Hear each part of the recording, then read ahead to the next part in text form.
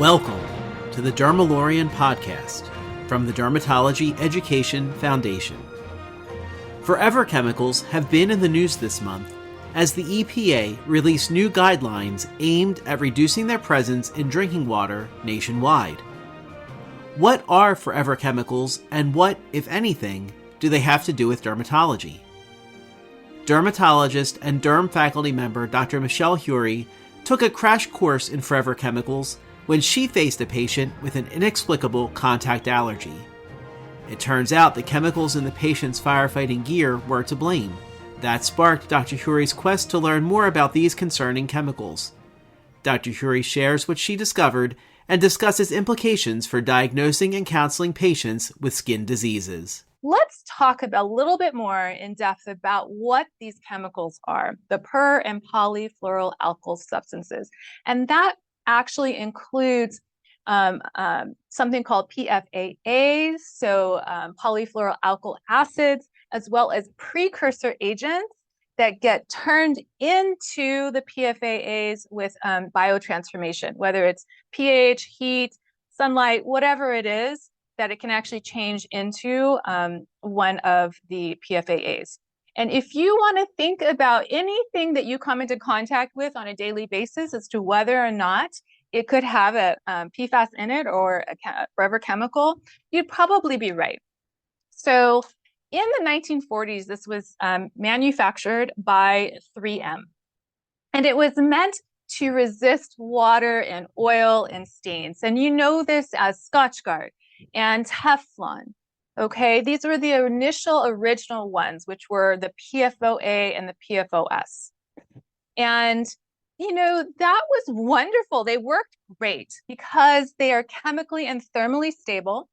They also are highly mobile. And this is important in the water supply because it just kind of goes everywhere. And it's very, very unique in the properties that it has, which actually not other chemicals have these sort of both hydrophobic and lipophobic properties. Usually you have one or the other, but the fact that it has both is kind of what makes it a great thing of kind of balling up and resisting things like the water and the oil and grease.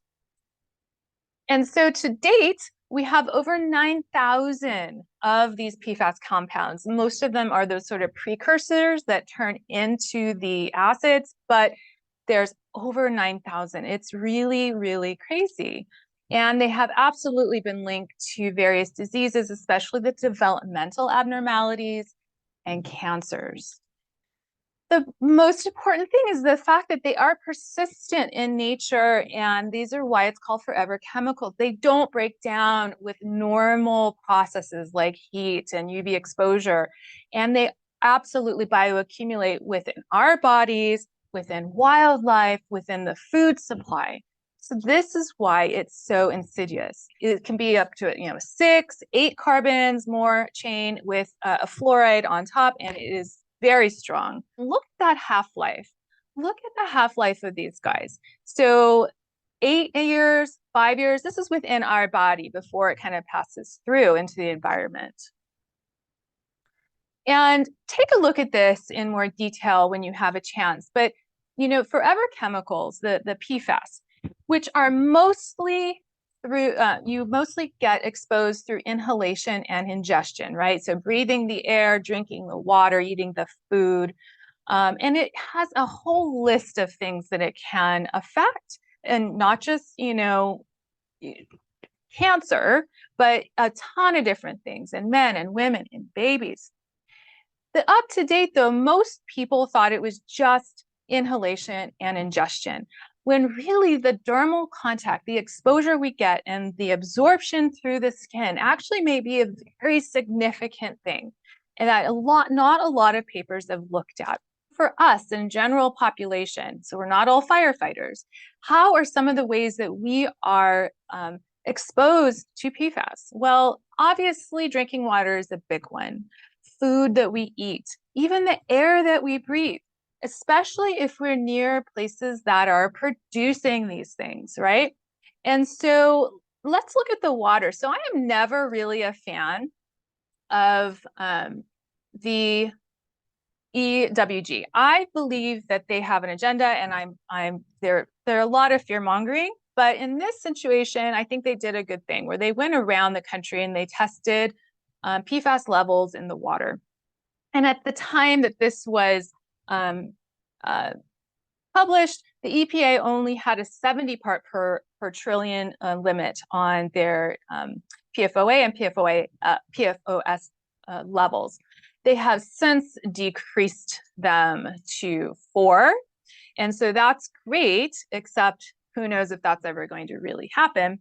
But you can tell, kind of depending on where you live, you may have higher levels or lower levels in your water supply. But for this for this talk, I really want to talk about the issues that you see in consumer goods. So what we're buying, using on a daily basis. This is really important for us in the exam room, right? This is the what do we care? Well, what we care, this is important.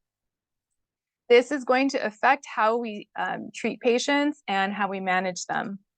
So there's not a lot of papers talking about the role of PFAS in dermatology, and that is because there's not a lot of data as of yet.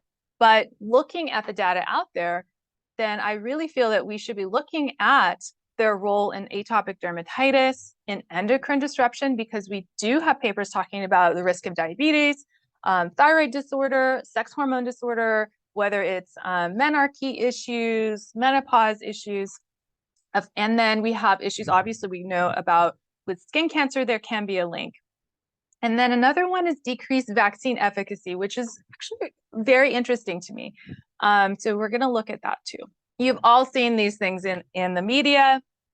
And I actually, when this first sort of hit, and this was after a big study came out, which I'll go after, there were a lot of big dermatology accounts on social media that were really downplaying the role of forever chemicals and PFAS. And they kind of likened it to, oh, it's a new paraben. The problem with that is that, yeah, it's not a new paraben. It actually is way more insidious and detrimental than the parabens are. And I do think parabens have been kind of demonized. I think there are some bad ones. But this is a whole other beast to deal with. And I really feel that we shouldn't just sort of play it off as nothing, and we should look at it a little bit closer. Very briefly, I want to talk about mechanism of action. This is kind of one of the main reasons why this is such a problem, is because these compounds actually kind of mimic fatty acids. And you can see it's very similar in the way that the compound looks, except instead of a carbon hydrogen, we have a carbon fluorine. But really, they're very similar, and they can act very similarly as well. Now, I want to please keep this in mind. The exact mechanism is not known. These are kind of like here and there, because I feel that it affects a lot of different things. There's not one pathway of how it affects us. So it's kind of all over the place in what it does. So let's look at this. So for the sake of this talk, I'm not going to discuss the kind of atopic march that has been found with PFAS exposure, but definitely there has been issues with asthma as well. And this is due to the high IgE that they found in these patients with elevated levels in serum. It also has more of a mast cell activation through the induction of inflammatory cytokines and a transcription factor, NF-kappa B. So in addition, PFAS will, through cytokines, affect the TH pathway. So maybe you have less of a TH2 response, which means that your B cell antibodies might be decreased, and you have more of a TH1 response, which this may be an issue with, like, say, atopic dermatitis, I'll talk about later. Directly, PFAS will decrease the IgM, T-cell dependent antibody response, which is the issue with the vaccine efficacy. And through actual change of the receptor of PPAR alpha expression, that's how we get our issues with our metabolic and endocrine dysfunction, as well as tumorigenesis. And interestingly enough, actual epigenetic changes on cells themselves, whether it's DNA methylation, histone modification, microRNA expression, that can change the gene expression and then lead to issues downstream. So it's very interesting how it affects everything. And for us, let's talk about it. This is, if you read one paper, read this one. This is the one that kind of broke open everything. So they looked at about 230 different cosmetics out in wherever, Sephora, Target, whatever. And they looked at a proxy and they checked the fluorine levels, which kind of tell us a little bit as to how much of the fluorinated compound is in it. They found that half of these had fluorine, okay? So they took those and they realized that they needed to be tested further, right? So they took these 52% and they randomly took 29 of those products to check more of a targeted analysis, like looking at individual PFAS. So whether it's PFOA, PFOS, and because it can be a little bit expensive to look at all 230 of them. Interestingly enough, of the 52% of the products that had increased fluorine levels, only 8% of those had something listed on the ingredient list. And of the 29 products that they tested, targeted, only 3% of those had any sort of PFAS listed on the ingredient list.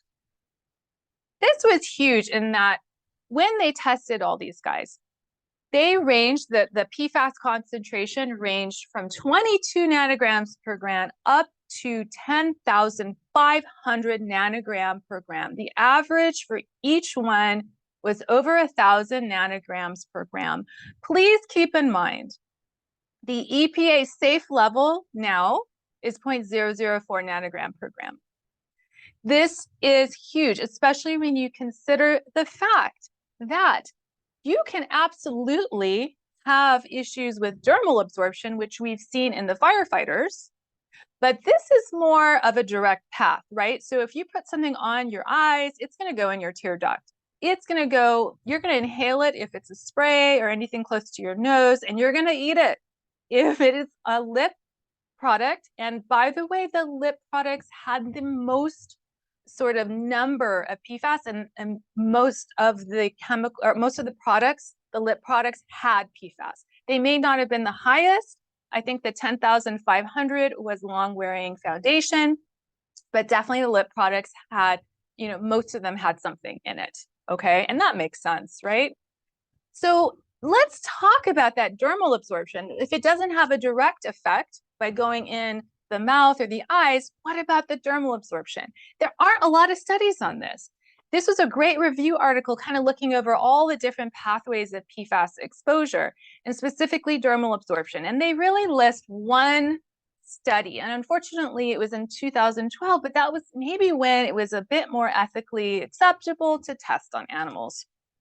In this study, where they looked at a segment, they had skin, right? They want to look to see if a test compound got through the epidermis and down the dermis and would have gone into the blood supply. And so they used in vitro studies on mice where they actually put the sample on top and then they measured the serum concentration in the mice. And then they took full thickness and did in vitro testing, full thickness of mouse skin, as well as full thickness of partial, so epidermis and dermis, and full thickness skin, where they actually kind of looked all the way down here to see if the product penetrated through. And they used human skin that was cut out from cosmetic surgery. And they found that the mice absolutely had elevated serum levels of PFOA when they had increasing concentrations put on the skin. And the same thing for the in vitro testing, both on the mouse and human skin. And they found that the absorption rate, the total rate actually, where a compound put on the surface of the skin made it either into the epidermis, dermis, and stayed there, or actually would have transferred all the way through into the blood supply, was 69%. The amount of PFAS that was applied to the surface that actually just went straight through and didn't stay in the skin was 48%. So that is a huge percentage of chemical, so PFOA, PFOS, whatever the PFAS chemical is, getting into the intact skin. That 2012 study Dr. Hure references appeared in Journal of Toxicology and Environmental Health. We'll get back to Dr. Hure's discussion of forever chemicals with a focus on skin diseases in just a minute. But first, in honor of Rosacea Awareness Month, this month's Dermalorian clinical clip features dermatologist and derm faculty member Dr. Linda Stein Gold. She offers an update on topical treatment for rosacea. Rosacea is actually really having an exciting time. We have some wonderful new treatment options, and we have some options that we wouldn't necessarily expect. And I think the one that would surprise pretty much everyone is that we have a encapsulated benzoyl peroxide. And you might think, benzoyl peroxide for rosacea, that doesn't make sense. And you would think, sure, it doesn't make sense because we don't talk about benzoyl peroxide for rosacea. In the past, it's been way too irritating. A patient would put it on one time and that would be it because it would sting and burn. But with this silica encapsulation process, the drug is in these silica sheets or shells, and it allows for very slow and deliberate delivery of the medication to the skin. And we found that by using this medication once a day, we got about half of the patients with moderate to severe disease clear or almost clear. And what's interesting is not only does it not sting or burn, but when we look at the background redness and irritation of the rosacea patients, it actually improves with use. We don't see an irritation with use. We actually see it getting better from even the first application. So that's exciting. Changes the way we kind of think about treating rosacea. Let's get back to Dr. Hure as she takes up the issue of PFAS and eczema. Let's look at PFAS and atopic dermatitis. Is there a risk for it? And it absolutely is a possibility. There are a couple of studies. They looked at, this is prenatal. So we're looking at kids here. There are no studies in adults. And they follow these mom-newborn pairs where they have serum levels prenatal, as well as following them through for a couple of years, and whether it is going to sort of correlate with increased risk of atopic dermatitis. And it absolutely did. The interesting thing, which I am not sure why, but it was only in female children in this study. The male children did not have a correlation. This study also looked at the same thing where they checked the serum level, and this was a 4-year study. And they found that it also had an increased risk of atopic derm, but only if they had a second hit, if they had a GSTT1 issue, gene issue. And that gene will affect detoxification and clearance of reactive oxygen species. So there may be something where you have to have a genetic predisposition, and then the PFAS will cause atopic derm. We already know endocrine disruption is a thing, and PFAS concentrations absolutely corresponded to increased FSH and decreased estradiol levels in pre and peri and postmenopausal women. And that really showed them, and it affects reproductive aging, menopause, ovarian dysfunction. And then what about PFAS in younger patients that maybe have an increased risk of PCOS? And absolutely, unfortunately, this was a retrospective study, but it did correlate with PFAS exposure, increasing the risk, the hazard ratio for developing PCOS. The same is found in thyroid issues. And this one looked at the kind of the older PFAS and the newer PFAS. So the older ones were longer carbon chains, the new ones are shorter carbon chains because 3M thought it would be safer. And in reality, the short chains are actually more detrimental. And this study found whether it was the old or the new, the thyroid dysfunction was there. It was directly cytotoxic. It accumulates within the thyroid. It can actually change the weight of the thyroid. It interferes with hormone synthesis, thyroid peroxidase function, and iodine uptake. Unfortunately, in a lot of these cases that had hypothyroidism, sometimes the TSH was normal. So maybe you might have to check more than just the TSH on your patients who might have thyroid issues. Vaccines, absolutely. This is a great study in JAMA that looked at serum PFOA and PFOS levels in kids, and they found the higher the level in the serum, the lower the antibody response was for the typical childhood vaccines, with everything else controlled for. And in this study as well, same thing. When you have increased PFOA concentration, your antibody response goes down. Okay, so this will definitely be an issue for long-term protection for patients that are getting vaccinated. So for us, our significance, we really need to consider exposure and things obviously like skin cancer, that's a given, but maybe atopic dermatitis, acne, our PCOS patients, menopausal dermatologic changes that we see. And I think menopausal medicine is definitely neglected in most of fields of medicine, and potentially dermatology as well. Thyroid dysfunction, so our hair loss patients, our treatment-resistant acne patients, dry skin, and then all of our psoriasis patients who maybe are on immunomodulators or suppressive agents, maybe their vaccines won't be working very well if they're having a high PFAS concentration. These are some buzzwords to consider. Please kind of read through this. So most of the time, if you see wear resistant, water resistant, smudge proof, all this glass skin, be very careful. Even if they don't list it on the ingredient list, more than likely it will have some PFAS in it. Going forward, yes, absolutely. There are potential for regulations on this, whether from the EPA trying to decrease the levels allowed in water, even though they're only really doing that for 6 out of the 9,000. At least it's a start. The FDA is trying to do something by updating its MACRA, Modernization of Cosmetics Regulation Act, looking at how do we kind of enforce these product manufacturers to either list their ingredients, let us know if there are any issues with safety, and they're really trying to kind of make it more of a regulated environment for these the cosmeceutical companies to really list their ingredients and whether or not there are adverse health issues with their ingredients. And that hopefully will be something that will help out.